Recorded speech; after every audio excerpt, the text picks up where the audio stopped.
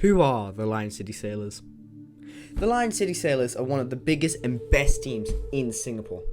You might be surprised to even know that Singapore has a league, especially when their population is south of 6 million. I think it's 5.9 something. And it takes less than an hour to drive across it. I went to Google Maps. It took about 45 minutes. But I'm not 100% sure. If it was the most southern and most northern. But surprisingly, they have 4 divisions. Granted, the second, third, and fourth divisions are all amateur, and you can't get promoted into the first division. But only about 10 years ago, they had relegation and promotion, but because of financial reasons, they had to stop that. One of the many strange things that caught my eye about the Singaporean league is that they allow teams from other countries to compete. And it's nothing new with, Monaco and Liechtenstein's teams playing in France and Switzerland, respectively. Even in Australia, there are 2 New Zealand teams competing this season. But normally, the teams don't have professional divisions. Like New Zealand has a division, but is not professional, so that's why the 2 professional teams come to Australia to play. But in this, teams from Japan, South Korea, Brunei, France have won leagues, won trophies. It gets really strange. In some of them, like the French example, or there's even an African one where they only signed players from there. They were still based in Singapore, but they would only sign players from that country. The example of this is Atoli FC, who won the 2010 tournament and only existed for 2 seasons. They only signed French players, and most of them were quite young. Johan Lecroix, the Golden Glove winner, played for Lille 3 times, but was not wanted in the homeland and left. Frederick Mendy, the top goal scorer, has made 24 appearances for Guinea-Bissau in Africa after switching allegiances. He's also scored 6 goals for them. One of their marquee signings, Mateusz Warszaw, played for PSG's B team, and then played for Swansea, Clermont, Brest, before retiring in Singapore. After 4 games, who here likes Brest? Like Brest? You do too? I like the shape of them. Yeah. He's got a front 2 tonight. Yeah, 2 big pair up front that are going to trouble. Just work off each other. Another team is Global FC, a team from Malaysia competing in the 2013 Singapore Cup. So they allow teams from other countries to compete in the Singapore Cup, which makes it even stranger because Singapore Cup also exists with the second division sides. And with back in the early 2010s, Singapore didn't really have rules, so a lot of clubs would have sister clubs, kind of how like Manchester City has sister clubs across Europe. They would also do that. Probably the most famous in Singapore is Albrix Niigata, Singapore. And if that might sound famous, that's because it's also the name of a J-League team. Now, currently, they have a large core of young Japanese players, and is the sister club to the Japanese side. But in 2015, Singapore changed the rules so that you couldn't just be a foreign team anymore. You had to have Singaporean players to try and boost the league. But this team, nevertheless, has been pretty prominent. They are the current champions of the league. They've won, and have also won it 6 times. But 2014, 2013, they had full Japanese squads competing, and it's just because of the visa rules. That also means that a lot of the teams that had these rules, there was also Sporting Africa, who in 2006. A lot of these teams don't exist anymore because they've gone back with the rules. Sinchi was a Chinese club. Sporting Africa only signed African players. Langguang was a sister club to a team in China. Yushen Super Reds for 2 years in the late 2000s was a Korean-only team. And there's a few other Chinese teams, but the most interesting of all the teams is a team from Brunei called DPMMFC. And their name is too long and confusing for me to say, and I'll probably butcher it. So I'm just going to call them that DPMMFC. They started in the home country of Brunei, winning 2 leagues in the early 2000s. And that was because a lot of the money was pushed in to this team. It was kind of like, it was like the prince's favorite team, and this kind of pushed them from like immediately winning the leagues because they put money into it compared to the other clubs that didn't. And because of the dominance, they left to Malaysia because Brunei had this weird thing where they had representative teams go into the Malaysian second division, and that would just be like an all-star team. But this because there was just signing all the best Brunei talent and good talent, they exchanged spots with this all-star team because they had most of the all-stars anyway.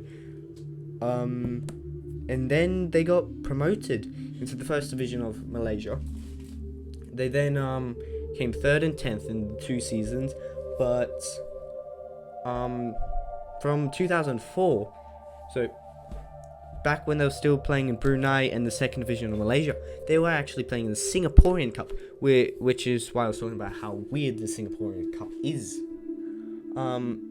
DPMM FC then went on to, because they're already playing in Singapore and had some arguments with the Malaysian Football Federation, they went on to go to Singapore in 2009. But had been competing in the cup for 5 years before, as I previously stated. So they were happy to do this.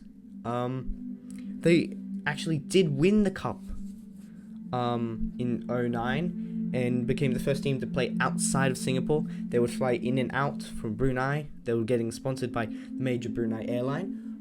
After a suspension because of FIFA didn't like stuff that Brunei government monarchy, I think, was doing. Correct me if that's wrong, but they had a suspension. But they came back in 2012, and in 2015, of course, did the rule change of having to need to have Singaporean players. They had to add some more people, but after many arguments, because they didn't like the visa rule, they wanted Brunei and also money constraints, they went back to Brunei. But in 2013, they've rejoined the Singaporean Premier League and still currently play that. But they are sponsored, so they fly in and out for all the matches, basically free of charge. But it's not relevant, is it? The origins of the Lion City Sailors originate in 1945 when they were a club for the Singaporean police force under the fitting name Police Sports Association, which is a working title. They sent a few teams to the Singaporean Amateur Football League in 1950 and 1960s, even winning the President's Cup in 1968 under Singaporean football legend Chow Seng Kui. I had never heard of this guy, but he had a pretty interesting career inside Singapore, so I think he would be considered a legend. He had about 2,000 people go to his funeral, so I just decided he's a legend. But after the 1968 appearance, they would make 2 more finals, but lose them all. And after basically 20 years of nothing really much happening again, in 1969, the Singaporean Premier League was formed, and that's the league we were talking about just before. They took part under the new name Police Football Club. They changed it to be more accurate to the sport that they were playing. The name did not catch on, and because this was a government team and they had more than just Police, they changed it to Home United, which is an even worse name. I'd rather be called the Police Football Club than Home United. They also had players from the Ministry of Home Affairs, Immigration Authority, which is quite crazy to think. Basically, it was like a Sunday League team, but only for government officials that played in the top division of Singapore. They were named the Protectors, and they had a cool dragon as their mascot, and they were all coloured in red, and that was kind of their theme. But after being named the Protectors, I hope they kept clean sheets. It was a sick team. Like, just looking at old footage, just looks really cool. Bad name though, Home United. I don't like that. They won the league in 2 cups in 3 years, from 1999 to 2001, and in 2003 they became the first team to win the domestic double and another cup in 2005. It just shows that this is not a new team that a lot of people do think when just looking at the basics of it.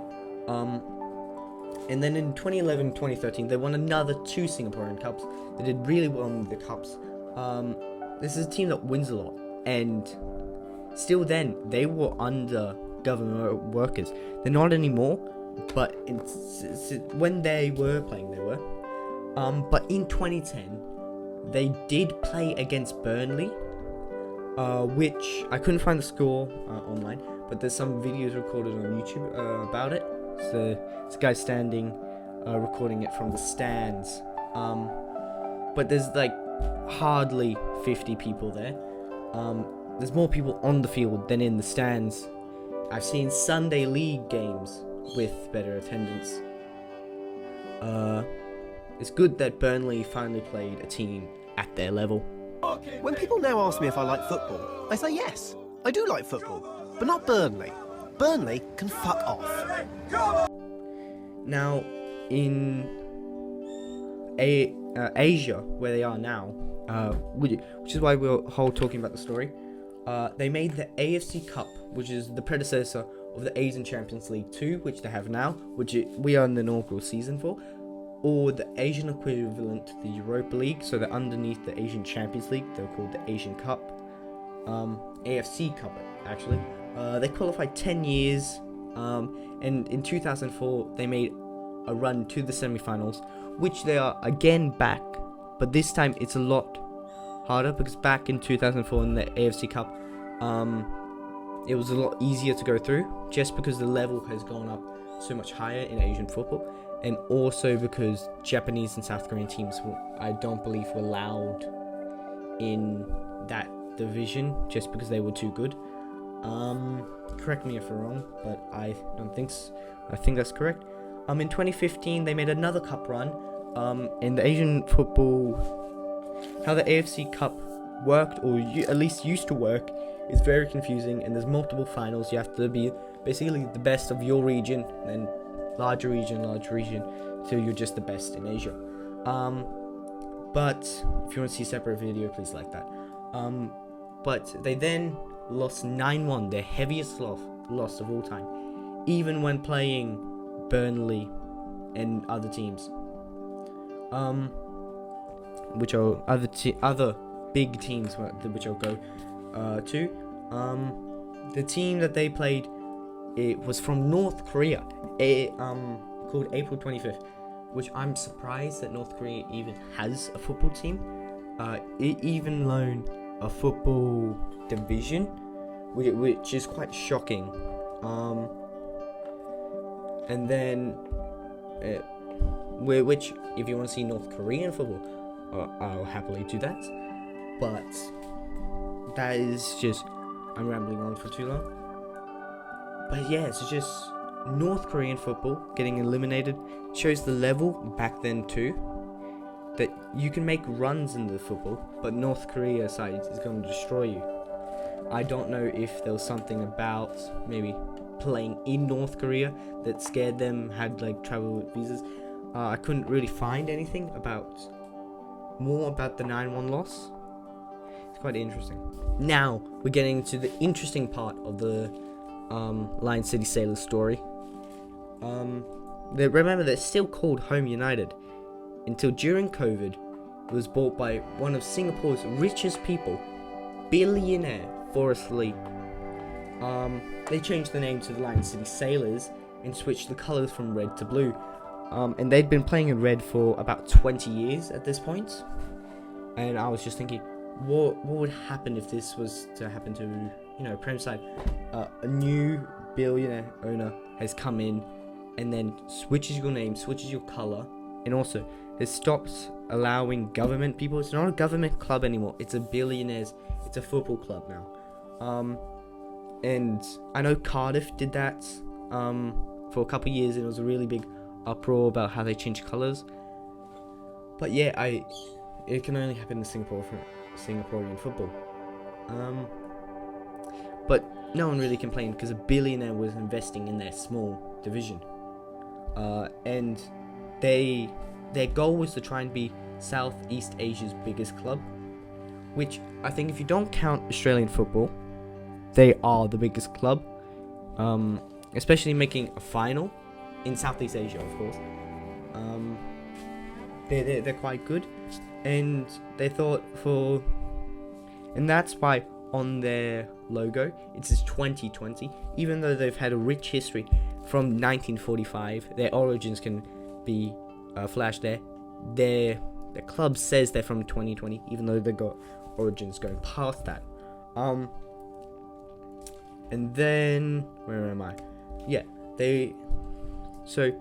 because there's a billionaire, they can invest a lot more money into the club, and that's when former Socceroo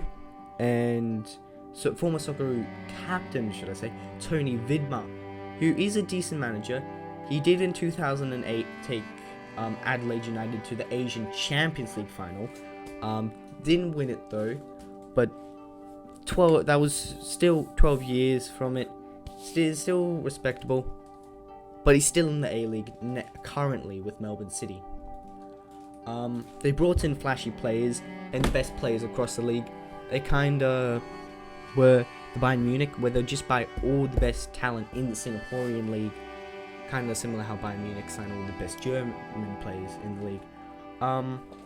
And then they did something completely unheard of, spending 2 million on a player from Portugal, which is unheard of in Southeast Asia. Basically, unless you're South Korean, Saudi Arabian, sorry for the interruption, but that is basically unheard of in the Asian, unless it's Saudi Arabian, Japanese, or South Korean. Spending money, especially 2 million on a player, does not happen. It doesn't happen in Australia. Most teams sign free agents, and they signed from a Portuguese side. So this guy who was playing in the Portuguese top division thought instead of going to Europe, he was going to go to Singapore. Diego Lopez is that name. And Southeast Asia, no one's ever done that. Really hard to find examples for it. And there's a big chunk of money to spend on the player. But with the best players in Singapore and spending millions on visa players, where do you expect them? You expect them to win, try and compete in Asia? No, they came third in that league. Maybe it was the coach. Maybe Tony Vidmar was washed at this point. It was 12 years from the fact that he won the Asian Champions League. But so then they bring in last season's Asian Champions League winner. So basically one of the best managers in Asia, Kim Do-hoon, a coach that won the Asian Champions League the year before with Ulsan Hyundai. And everyone expects him. No one's expected this. If you told them 2 years ago you signed one of the best coaches in Asia, they would laugh at you. But now they are signing one of the best coaches in Asia. And in doing so, they win the league. He wins them the league. He also wins them the Singaporean Community Cup and qualifies for the Asian Champions League for the first time, because there's a lot of playoffs. So they've made the playoffs a few times, and they've made the Europa League version, but now they're in the big times, the Asian Champions League. In that time, they did get 4 points and won against a Chinese side, which is big for a small nation of Singapore. And it's looking up. Nothing could go wrong. Foreshadowing. Until one day, the coach gets in a fight with the opposite team's assistant. And he gets it's big news. Gets in a big fight. He gets a $2,000 fine and a 3-match ban, which is, you would find that in Premier League, probably more fine. But then what happens? Coach gets angry with the FA, and the club mutually agrees his contract and leaves. So now he's the best manager in Asia has left the club. So we're on to the final stage, Alexander Rankovic era.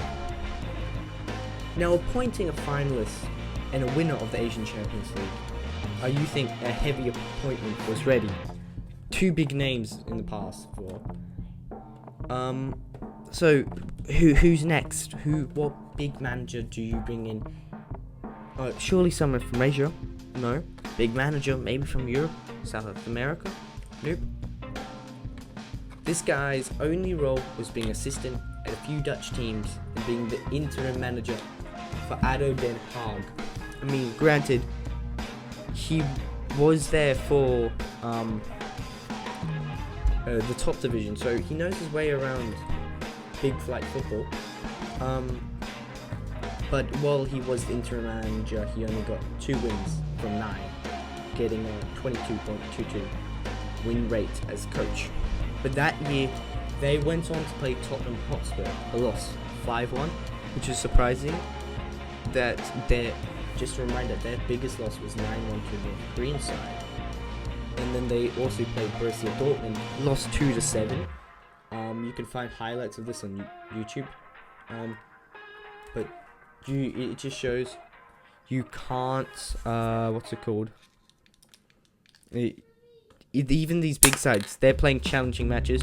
Yes, these were pre-season and didn't have their full squads, but still then, they didn't do what the North Korean side did good.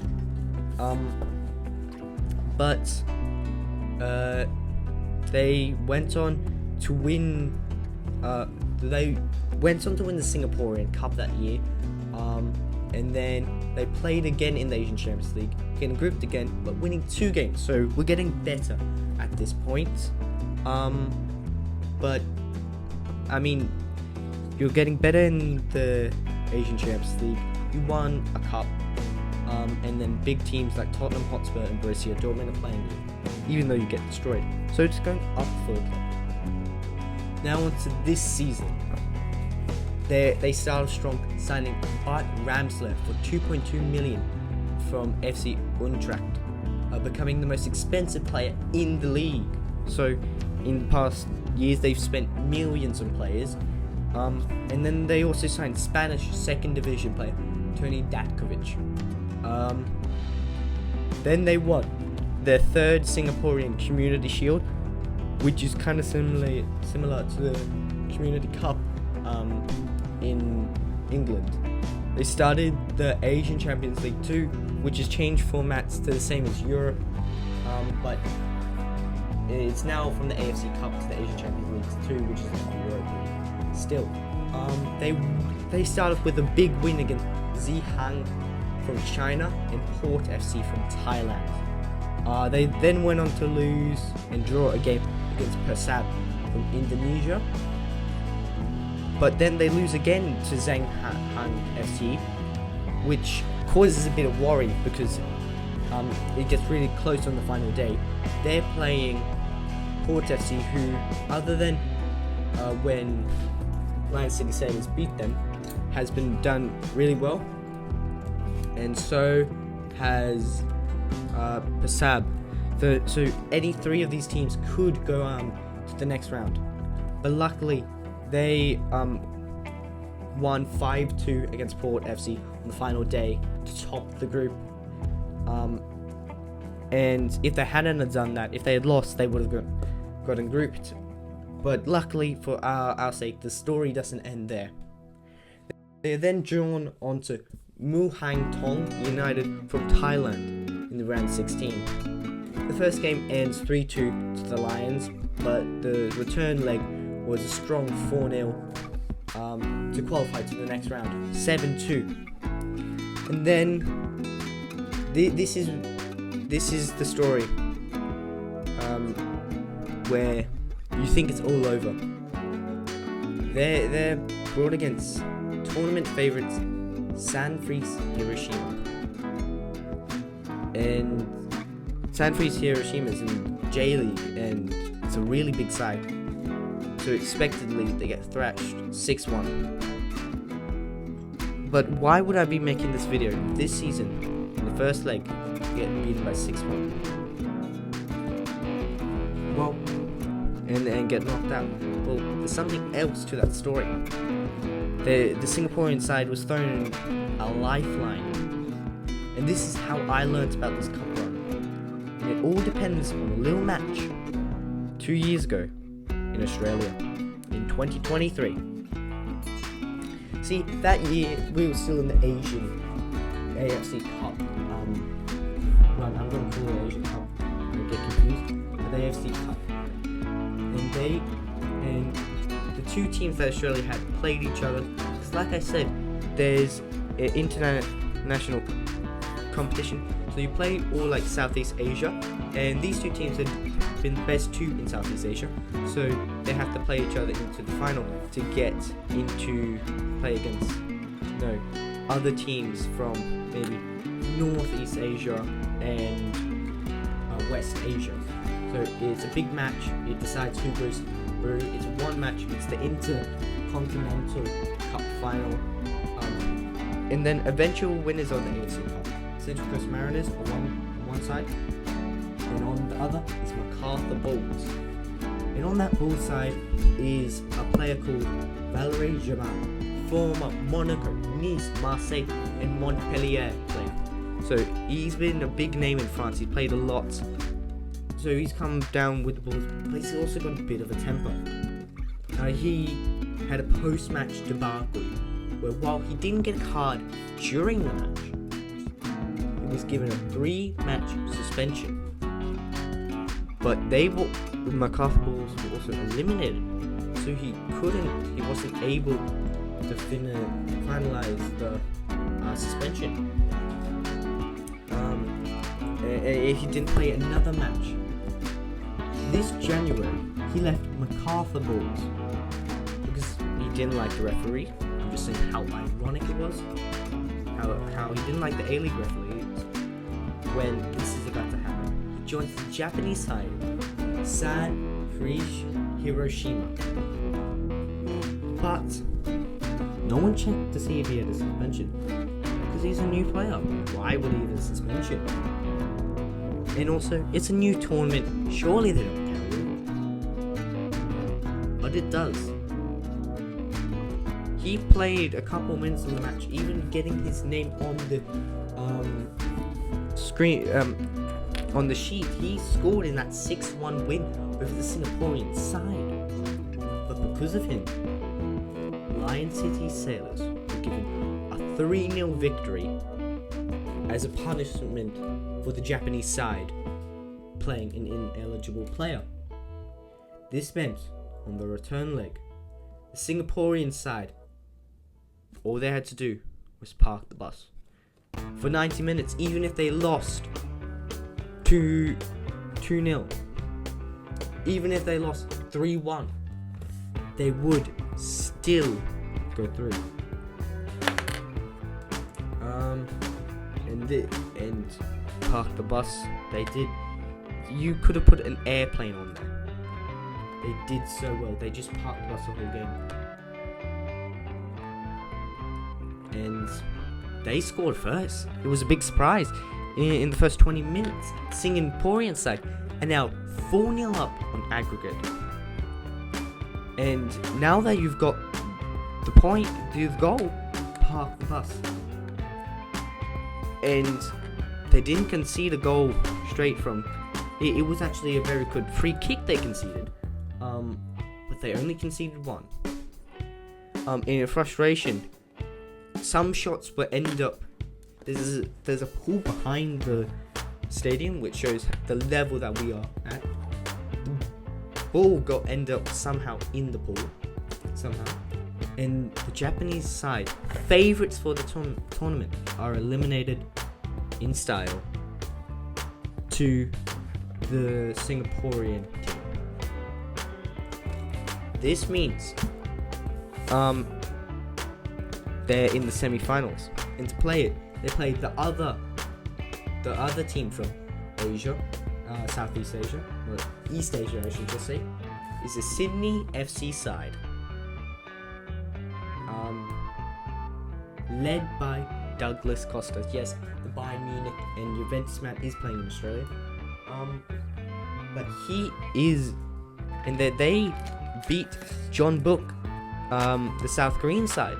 So now, Sydney FC from Australia and Singaporean side, Lion City Sailors, are making the semi-finals. Means one of them is going to the final. Of course, as an Australian, even though I don't like Sydney, I want Sydney to win as a home coefficient. It would be better, especially as Central Coast Mariners.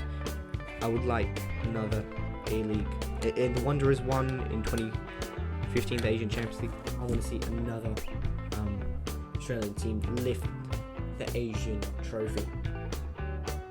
But it's one match. This is probably the best Singaporean side ever, and they're one match away from history. And if they do somehow beat Shock and beat Sydney FC, I know I'm cheering on them. I hope you cheer on them. The world will cheer for them. David vs. Goliath, Singapore vs. world, Lion City Sailors versus everyone. This is football. It's not all the big sides going through having massive finals. It's the small teams getting lucky breaks and shocking the cup runs that makes this the beautiful game. This is how Lion City Sailors at this moment are in the semi-finals of the Asian Champions League 2. What a historic moment it would be if they beat Sydney. Now, I don't hope they do. I wish they could have made the final without playing an Australian side. But that's just the luck of the draw. I wish them good luck. And thanks for watching.